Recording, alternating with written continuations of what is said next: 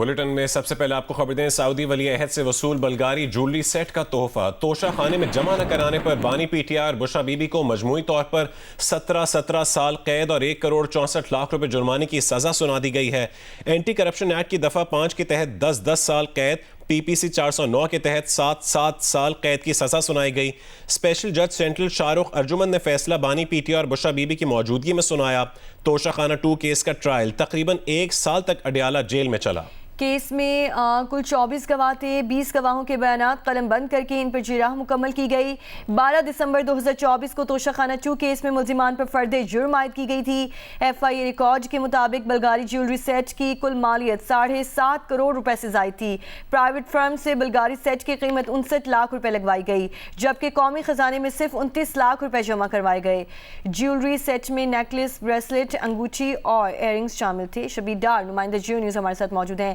شبیر بتائیے آپ کے پاس مزید اب کیا تفصیلات ہیں اس حوالے سے؟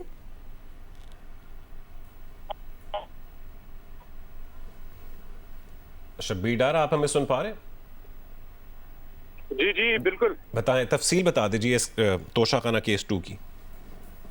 جی توشہ خانہ 2 کیس جیل میں سنایا گیا ہے۔ یہ فیصلہ اسپیشل جج سینٹرل شاہ رخ ارجمند نے سنایا ہے اور اس میں بانی پی ٹی آئی اور بشرا بی بی کو مجموعی طور پر 17 سال قید کی سزا سنائی گئی ہے، اور اس میں ایف آئی اے اینٹی کرپشن ایکٹ کی دفعہ 5 اور اس کی ذیلی شق ہے 2، اس کے تحت 10 سال کی سزا سنائی گئی ہے، اور اسی طرح جو پی پی سی دفعہ 409 ہے اس کے تحت 7 سال قید کی سزا سنائی گئی ہے، اور اس طرح مجموعی طور پر جو دونوں ملزمان کو سزا سنائی گئی وہ 17 سال ہے۔ اس کے علاوہ عدالت نے 1,64 کروڑ جرمانے کی بھی سزا سنائی ہے دونوں کو، یعنی 1,64,64,000 دونوں ملزمان کو سزا سنائی گئی ہے، اور کمرہ عدالت میں بانی پی ٹی آئی اور بشرا بی بی موجود تھے۔ ان کے ایک وکیل ارشد تبریز ہیں جو مین کونسل ہے اس کیس کے، وہ بھی عدالت میں کروسٹم پر موجود تھے جب جج صاحب نے یہ فیصلہ سنایا، اور اس کے بعد جو ہے سلمان صفدر صاحب بھی پہنچے تھے، لیکن تب تک جو ہے فیصلہ سنایا جا چکا تھا۔ اسپیشل جج سینٹرل شاہ رخ ارجمند نے گزشتہ روز ہی بانی پی ٹی آئی کے وکلا کو بھی آگاہ کر دیا تھا اور پروسیکیوشن ٹیم کو بھی آگاہ کر دیا تھا۔ پروسیکیوشن ٹیم تو کمرہ عدالت میں موجود تھی، بیرسٹر عمیر مجید ملک اپنی ٹیم کے ہمراہ یہاں موجود تھے، اور پی ٹی آئی کے ایک وکیل ارشد تبریز کمرہ عدالت میں موجود تھے، اور ان کی موجودگی میں یہ فیصلہ سنایا گیا۔ اس کے بعد جو ہے اسپیشل جج سینٹرل شاہ رخ ارجمند اڈیالہ جیل سے روانہ ہو گئے۔ تاہم اس میں جو کیس کا جو بیک گراؤنڈ ہے، یہ کوئی 1.5 سال کے قریب یہ کیس اڈیالہ جیل میں چلا ہے، اور اس میں 24 گواہان تھے کل ایف آئی کی جانب سے، اور اس ٹھیک ہے، بہت شکریہ شبیر ڈار، آپ ہمیں تفصیلاً اس حوالے سے آگاہ کرے تھے۔ وزیر مملکت برائے داخلہ رہنما نون لیگ طلال چودھری صاحب نے بھی ہمیں جوائن کیا ہے۔ طلال چودھری صاحب، بہت شکریہ آپ کے وقت کا۔ طلال صاحب، توشہ خانہ 2 کیس کا تحریری فیصلہ جاری کر دیا گیا ہے اور 10 سال قید سنا دی گئی ہے بانی پی ٹی اور بشرا بی بی کو۔ تفصیلی فیصلہ جو آیا ہے دونوں ملزم قرار پائے ہیں، آپ کیا سمجھتے ہیں کہ فیصلہ جو آیا ہے یہ سیاسی منظرنامے سے اگر ان کو دیکھا جائے تو پاکستان کی تاریخ کے حوالے سے دیکھا جائے تو آپ کے نزدیک کتنا مثالی اور اہم فیصلہ ہے یہ؟ دیکھیں، سب سے پہلی بات تو یہ ہے کہ یہ جو بشرا بی بی اور بانی پی ٹی آئی، ان دونوں نے جو توشہ خانہ 1 میں انہوں نے نہ ڈنر سیٹ چھوڑا، نہ فون سیٹ چھوڑا، ہزاروں روپے کی چیز بھی نہیں چھوڑی۔ یہ والا جو ہار تھا یہ تو دنیا کا نایاب ترین مہنگا ترین برانڈ کا اربوں روپے کا ہار تھا۔ انہوں نے اسی طرح جیسے توشہ خانہ 1 میں مس ڈکلیئر کیا، اس کی ویلیویشن غلط کروائی، اس کے بعد یہ توشہ خانہ ایک حکمران کے پاس امانت کے طور پہ ہوتا ہے، اس میں خیانت جان بوجھ کے کی، اور اس خیانت کر کے اس میں چند روپے دے کر اربوں روپے کا ہار اپنے استعمال میں رکھا، اور کہتے تو یہ تھے کہ یہ مدینہ کی ریاست ہے، مدینہ کی ریاست میں حکمرانوں سے تو ایک چادر کا سوال بھی ہو جاتا تھا، اور یہاں پر یہ اربوں روپے کا ہار اور اسی طرح کے جواہرات، پھر گھڑیاں، ایون اس نچلی سطح تک چلے گئے کہ ڈنر سیٹ جو کہ چند ہزار روپے کے تھے وہ بھی انہوں نے نہیں اس میں چھوڑے، اور سارا توشہ خانہ کا صفایا کیا۔ اور اس کے بعد ان کے جو آرگومنٹس ہیں وہ کبھی نہیں یہ کہیں گے کہ یہ جسٹیفائی کر نہیں سکتے، آرگومنٹ ہے کوئی نہیں، یا اس کو سیاسی بیانات اور سیاسی حکمت عملی سے کوشش کرتے ہیں کہ ڈیلے ہو سکے، سزاؤں سے بچ سکیں، اور دوسری کوشش پھر ان کی لیگل ٹیم کرتی ہے کہ وہ لیت و لال اور ڈیلنگ ٹیکٹکس اپنا کر اس کو کسی طرح بچ سکے۔ اس کیس میں بھی 14-15 مہینے لگے، جس میں چند گواہ تھے اور جو کہ فیصلہ چند ہفتے میں ہو سکتا تھا، لیکن اس کے باوجود چلے ہوا ہے، دیر آئے درست آئے، مگر یہ وہ کردار ہے جو کہ مدینہ کی ریاست کہنے والوں کا اثر کردار ہے، اور یہ وہ چیزیں ہیں جو لوگوں کے سامنے بہت دیر پہلے آنی چاہیے تھی، بہت دیر پہلے فیصلے ہونے چاہیے تھے، لیکن انفارچونیٹلی جو عدلیہ میں بہت سارے سہولت کار تھے، کچھ دوسرے ڈپارٹمنٹ میں بھی جو انہیں فیسیلیٹیٹ کرتے رہے، کسی کی جعلی ڈگری تھی تو اس کا دل اس سے دھڑکتا تھا کہ وہ گڈ ٹو سی یو تھا،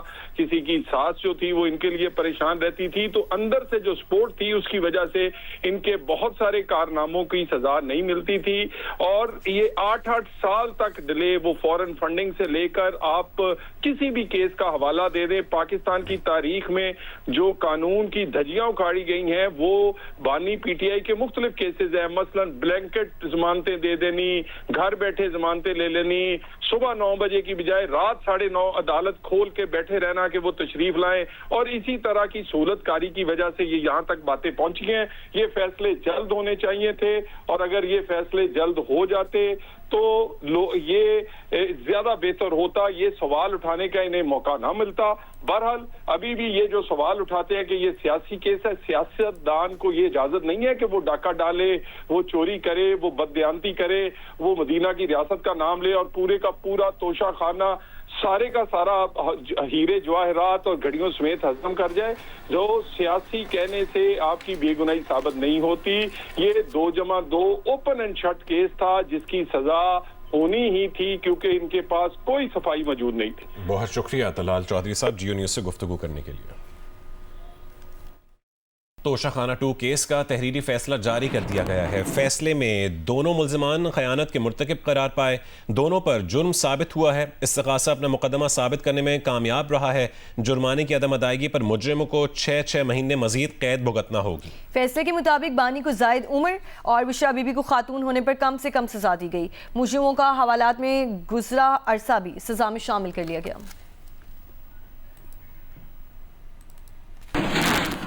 بھارت کے سرپرست فتنہ خارج کا شمالی وزیرستان کے علاقے بویا میں سیکیورٹی فورسز کے کیمپ پر حملہ، پاک فوج کے 4 جوان شہید ہو گئے۔ جوابی کارروائی میں 4 دہشت گردوں کو ہلاک کر دیا گیا۔ ISPR کے مطابق فتنہ الخوارج نے 19 دسمبر کو سیکیورٹی فورسز کے کیمپ پر حملہ کیا۔ خوارج نے کیمپ کے حفاظتی حصار کو توڑنے کی کوشش کی۔ سیکیورٹی فورسز نے دہشت گردوں کے ناپاک عزائم کو بروقت ناکام بنا دیا۔ حملہ آوروں نے بارود سے بھری گاڑی کو بیرونی حفاظتی دیوار سے ٹکرا دیا، جس کے نتیجے میں دیوار گر گئی اور قریبی شہری انفراسٹرکچر بشمول ایک مسجد اور مقامی شہریوں کے گھروں کو نقصان پہنچا۔ ISPR کے مطابق 15 بے گناہ مقامی شہری، جن میں بچے اور خواتین بھی شامل ہیں، شدید زخمی ہو گئے۔ فورسز نے نہایت بہادری سے دہشت گردوں کا مقابلہ کیا اور بھارتی پراکسی فتنہ خوارج سے تعلق رکھنے والے تمام 4 خوارج کو بھی ہلاک کر دیا۔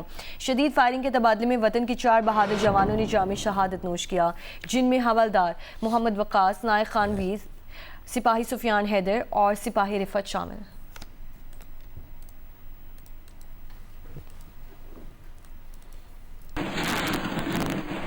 عالمی بینک نے پاکستان کے لیے $700 ملین فائننسنگ کی منظوری دے دی۔ منظوری Pakistan public resources for inclusive development programme کے تحت دی گئی۔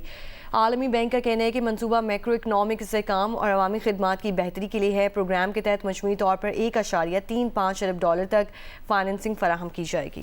عالمی بینک نے $600 ملین وفاق اور $100 ملین سندھ کے لیے منظور کیے ہیں۔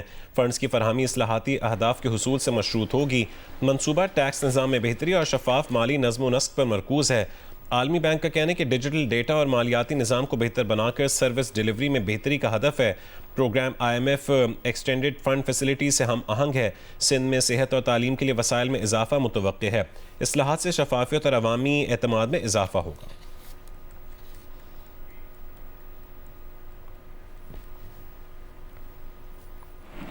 یونان کے کوسٹ گارڈ نے جزیرے گیوڈوس کے قریب ایک کشتی سے تقریباً 540 تارکین وطن کو بچا لیا ہے۔ کوسٹ گارڈ کے مطابق یہ کشتی گیوڈوس سے تقریباً 30 کلومیٹر کے فاصلے پر ملی ہے۔ تمام افراد کو کریٹ جزیرے کے عارضی کیمپ میں منتقل کیا جا رہا ہے۔ ریسکیو کیے گئے زیادہ تر تارکین وطن کا تعلق بنگلہ دیش، مصر اور پاکستان سے ہے۔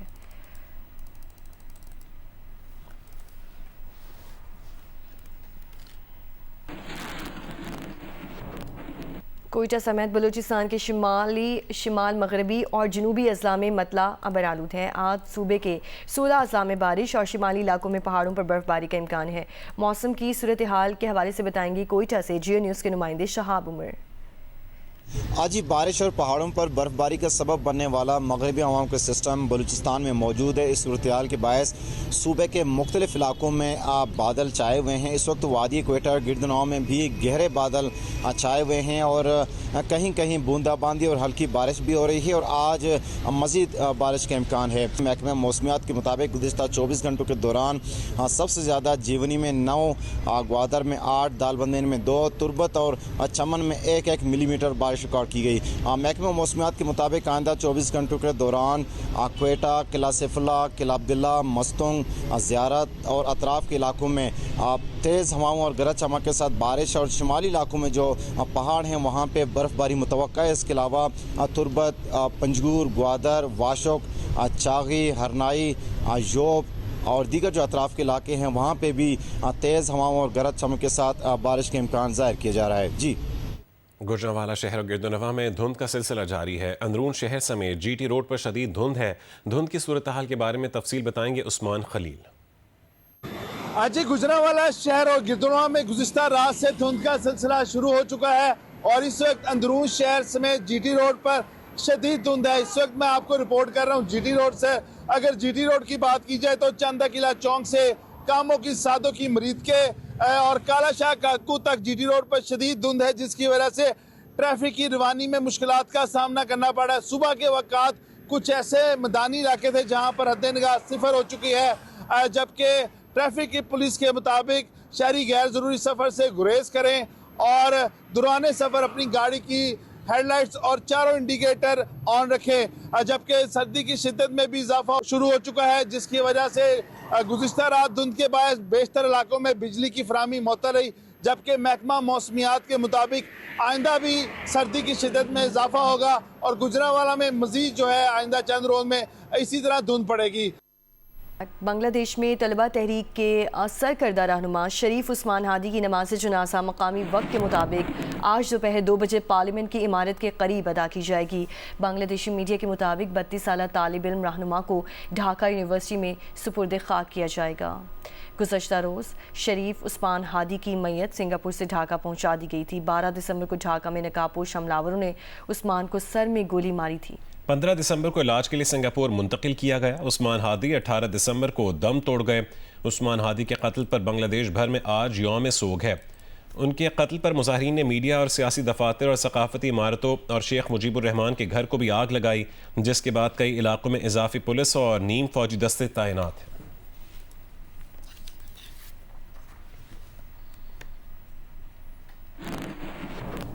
تائیوان کے دارالحکومت تائپے میں چاقو بردار حملہ آور نے اکیلے کارروائی کی۔ پولیس کے مطابق 27 سالہ چانگ وین نامی حملہ آور پولیس تعاقب کے دوران عمارت سے گر کر ہلاک ہوا۔ گزشتہ شام شاپنگ ایریا میں چاقو اور اسموک بم حملے میں 4 افراد ہلاک اور 11 زخمی ہوئے۔ پولیس کا کہنا ہے کہ حملہ آور فوجی سروس سے فرار ہونے کے الزام میں مطلوب تھا، جبکہ حملے کی وجہ جاننے کے لیے تحقیقات جاری ہیں۔ واقعے کے بعد تائیوان میں سیکیورٹی الرٹ بڑھا دیا گیا۔